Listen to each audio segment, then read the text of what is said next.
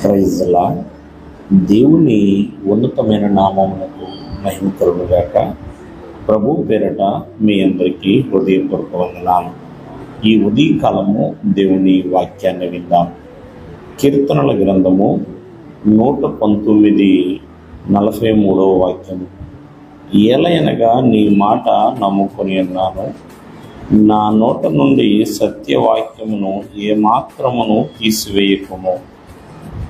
ప్రియమైనవారులారా, ఇక్కడ దేవుని యొక్క వాక్యం సెలవిస్తుంది.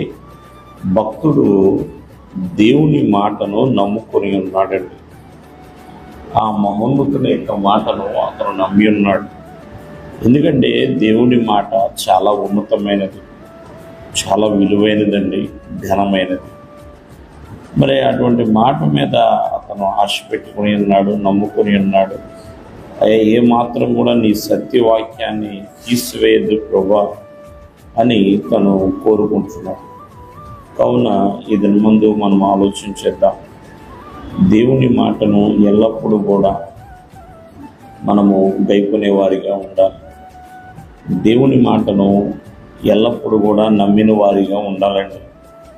ఎందుకని ఆయన మాటను నమ్మి ఉన్నాడంటే దేవుని మాటను బట్టి విశ్వాసం అనేది కలుగుతుందండి, స్వస్థతలు అనేది కలుగుతున్నాయి, రక్షణ అనేది కూడా దేవుని మాట వలన కలుగుతుంది. ఉదాహరణగా చెప్పాలంటే, ఆనాడు శతాధిపతి ఒకే ఒక మాట అన్నాడు, మాట మాత్రము సెలవిమోయా, నా దాసుడు బాగుపడతాడు. అంటే దేవుని మాటను తను నమ్మి ఉన్నాడు కాబట్టి దేవుని మాట చొప్పున ఈ సృష్టి మొత్తము తయారైందండి. దేవుని మాట అంత శక్తివంతమైనది.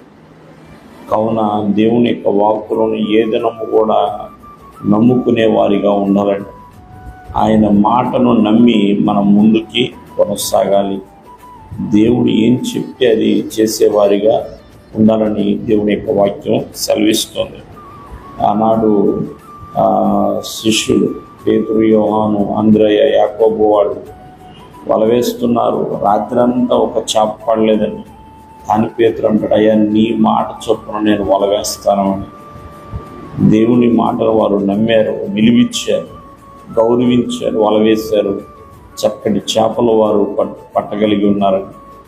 కావున ఆయన మాట చాలా విలువైనది, శక్తివంతమైనది అని గుర్తెరిగి ఆయన మాట ప్రకారము జీవించే వారిగా ఉండాలి.